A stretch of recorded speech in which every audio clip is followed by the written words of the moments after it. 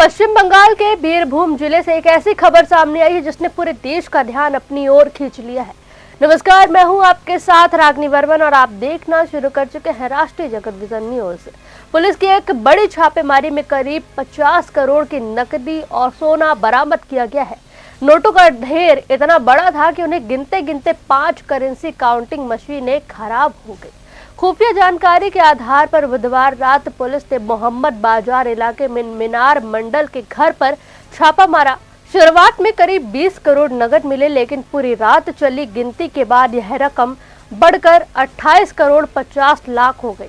इसके साथ ही 15 किलो सोना, जिसकी अनुमानित कीमत 21 करोड़ 50 लाख बताई जा रही है, वह भी बरामद किया गया। कुल मिलाकर बरामदगी लगभग 50 करोड़ की है। पुलिस ने मौके से 25 बैगों में भरी नकदी और 24 गोल्ड बिस्किट जब्त किए हैं। इनमें 14 गोल्ड बार प्रत्येक 1 किलो वजन के और 10 गोल्ड बिस्किट प्रत्येक 100 ग्राम वजन के शामिल हैं। पुलिस ने आरोपी मीनार मंडल को गिरफ्तार किया है। वह पहले राज्य परिवहन विभाग में बस ड्राइवर था और बाद में स्टोन कारोबार से जुड़ गया। पूछताछ में उसने दावा किया कि बरामद नकदी और सोना फरार पत्थर कारोबारी तुलू मंडल उर्फ मोहम्मद नजीबुद्दीन का है। पुलिस के अनुसार मीनार मंडल तुलू मंडल का मैनेजर और रिश्ते में उसका साला भी है।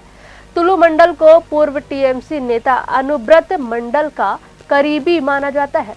अनुब्रत इसी महीने टीएमसी के बागी ऋतव्रत बनर्जी गुट में शामिल हो गए थे। बंगाल के मुख्यमंत्री शुभेंदु अधिकारी ने कहा कि कानून प्रवर्तन एजेंसियों ने सराहनीय काम किया है। उन्होंने छापेमारी की तस्वीर भी सोशल मीडिया पर शेयर की है। तुलू मंडल वही कारोबारी है जिसकी बेटी की कथित तौर पर करीब 100 करोड़ की आलीशान शादी साल 2024 में सुर्खियों में रही थी।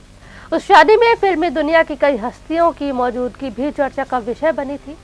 जांच एजेंसियों को शक है कि बरामद नकदी का बड़ा हिस्सा स्टोन कारोबारियों से वसूले गए सरकारी राजस्व से जुड़ा हो सकता है। आरोप है कि डिस्ट्रिक्ट कलेक्शन रेट यानी डीसीआर की वसूली में बड़े पैमाने पर गड़बड़ी हुई और सरकारी खजाने में जमा होने वाली राशि का दुरुपयोग किया गया। हालांकि इन आरोपों की जांच जारी है और अभी तक इस संबंध में कोई अंतिम न्यायिक फैसला नहीं आया है। तुलू मंडल का नाम पहले भी कथित पशु तस्करी मामले और अन्य जांचों में शामिल हो चुका है। वर्ष 2022 में सीबीआई और ईडी ने भी उससे जुड़े ठिकानों पर कार्रवाई की थी। हालांकि उन मामलों में भी अंतिम न्यायिक निष्कर्ष अभी बाकी है। इस कार्रवाई के बाद पश्चिम बंगाल की राजनीति भी गर्मा गई है। तृणमूल कांग्रेस के अलग अलग गुट एक दूसरे पर आरोपों से संबंध होने के आरोप लगा रहे हैं। पार्टी नेताओं ने पूरे मामले की निष्पक्ष जांच की मांग की है। उधर राज्य सरकार ने पुलिस की कार्रवाई की सराहना करते हुए कहा कि भ्रष्टाचार और अवैध सिंडिकेट के खिलाफ अभियान आगे भी जारी रहेगा। सरकार का कहना है कि जनता की संपत्ति लूटने वालों को किसी भी कीमत पर बख्शा नहीं जाएगा।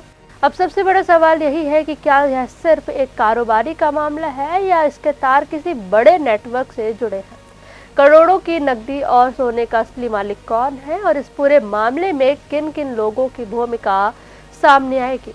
इन सभी सवालों के जवाब अब जांच एजेंसियों की विस्तृत जांच के बाद ही सामने आएंगे। फिलहाल इस खबर में बस इतना ही। देश प्रदेश की खबरों से अपडेटेड रहने के लिए हमारे चैनल को सब्सक्राइब करें और नई खबरों की नोटिफिकेशन के लिए बेल आइकॉन जरूर दबाएं। नमस्कार।